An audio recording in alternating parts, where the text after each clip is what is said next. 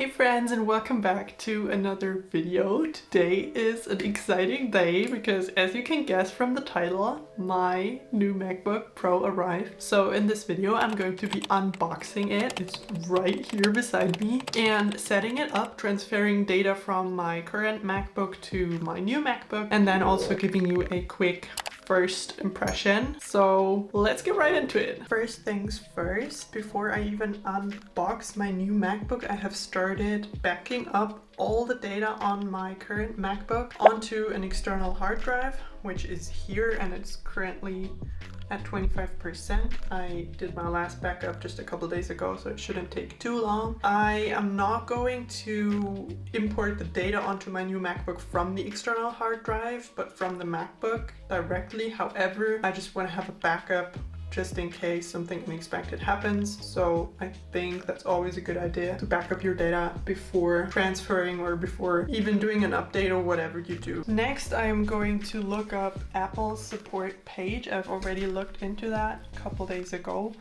on how to transfer data between two MacBooks, and that is right here. I really like that Apple has these super detailed instructions on their website. It's really foolproof, and I guess I'm going to make it work. So this works via Wi-Fi. I'm not gonna do it that way because apparently that takes very long. I have about 240 something gigabytes of used data on my current MacBook, and I need to transfer it all, so that will probably take forever. So instead, what I'm doing is I'm going to use this. This is a Thunderbolt cable that I bought from the Apple store. It was, I think, 35 euros, which is quite expensive. But then again, with that, data transferring shouldn't take longer than 2 hours, something like that. And I definitely need my MacBook all set up by tomorrow. So I really hope this is going to be doing the job. But now let's get into unboxing.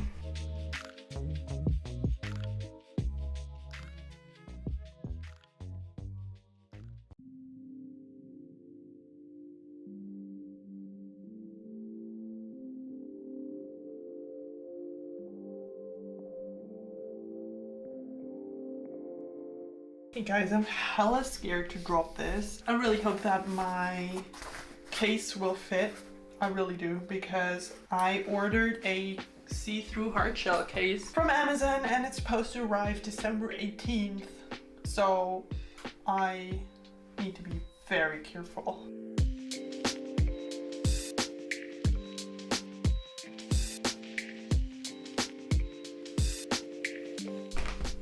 Alright, so we got the cable here. This time Apple is bringing back the MagSafe. I've never had a MacBook with a MagSafe charging cable before. Honestly, I did like the USB-C charging cable because my old MacBook Pro had 4 hubs, 2 on both sides, so I could just charge it from every side, which was really handy. But apparently you can still charge it using USB-C. I really like the finish of this cable though. It's not plastic, it's this cord thing. Feels really nice.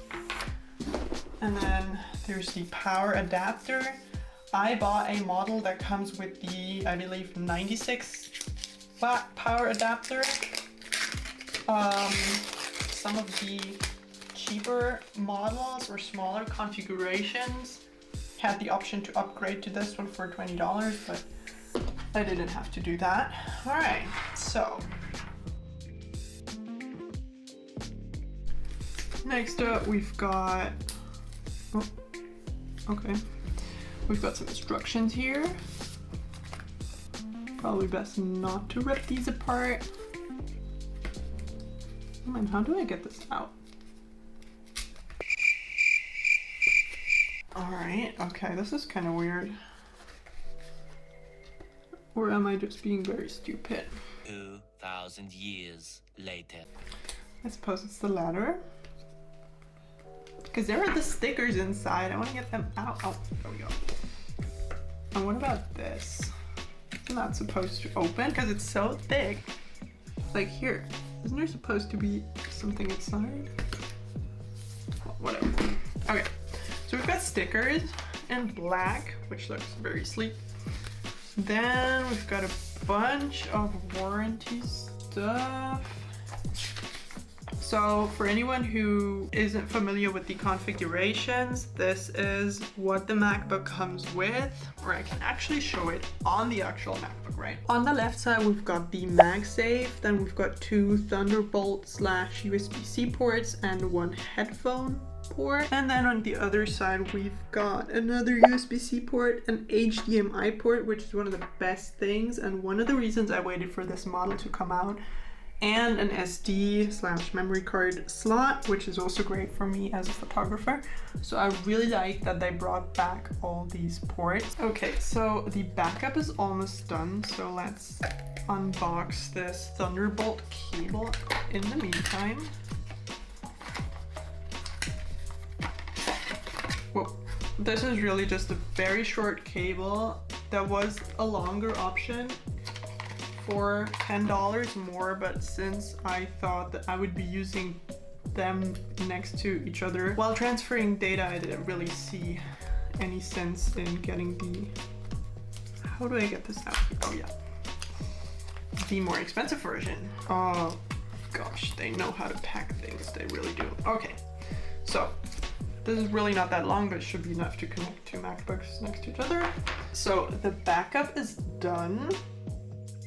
And I moved my old MacBook to the right because for the data transfer, I will have to connect both of them to a power outlet. Now I have my charging cable here and the power outlet is down there. And then I have another power outlet down there so I can actually charge both of them. Okay, so I've got my iPad beside me with the instructions from the Apple Support website, and it says that you just should install all software updates on both devices. So, and then activate Wi-Fi on both devices. So I guess I have to just open this thing up and get it running. Oh my goodness. How do I take this?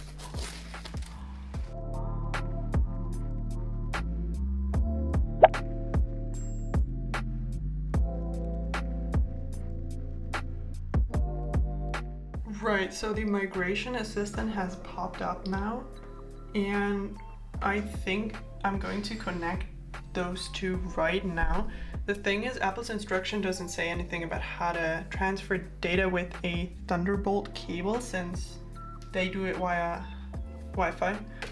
But yeah, let me put this in here.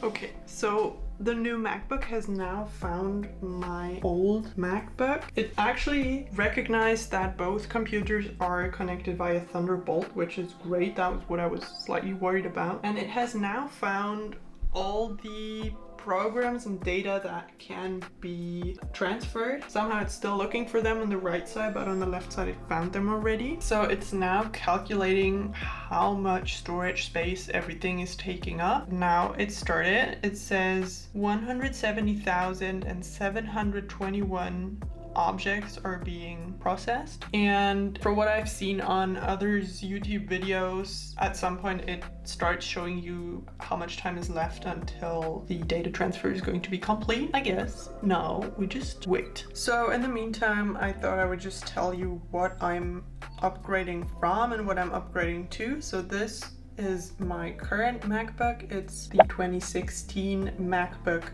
Pro in space gray with 256 gigabytes. It's still got the Intel chip, and as for the other technical features, I'm going to put them on the screen. I don't know them by heart. This is the 2016, so it's been running for 5 years and it has been running really well. It just has gotten very slow, so I thought it was time for an upgrade. And this had the touch bar. The new one doesn't have it. I didn't use it excessively, I would say, but for some programs like Microsoft Word, I like to use it, so we'll see how it's going to work without it. And then this is the new 14-inch MacBook Pro, the 2021, with the M1 Pro chip. This one is slightly heavier than the old one and also slightly thicker, but then again it really has some power in it, so that's okay. So by now it has told me that it will take 41 minutes at a speed of 10.4 megabytes. It's still finding data. We're now at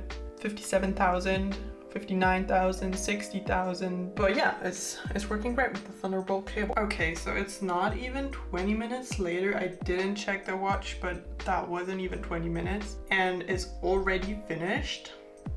That was crazily fast. So if you're upgrading to a new MacBook, I can highly recommend investing those 35 euros, dollars, whatever it is, in a Thunderbolt cable, because that will save you literally hours.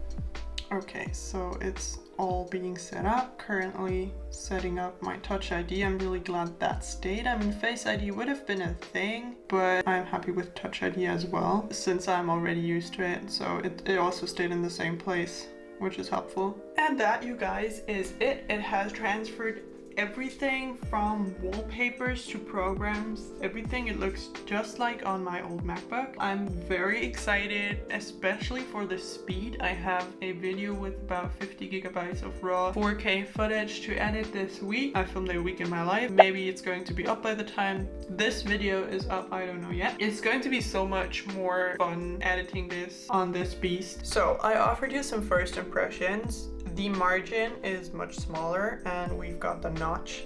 I've heard so many controversial things about it on first sight. Yeah, it doesn't matter. I mean, this wallpaper is very bright at the top, so you do see the notch, but really, does that matter so much? I don't know. Like, it's not a problem for me. Not that I could choose, but it's not a problem for me. And then obviously the thing is bigger and also thicker. I don't know if you can see that, maybe a millimeter or so. It also feels a little heavier, but not much. And then of course the space between the keys is black, while here it has the space gray. Yeah, I think that's just something to get used to, but it doesn't look bad in my eyes.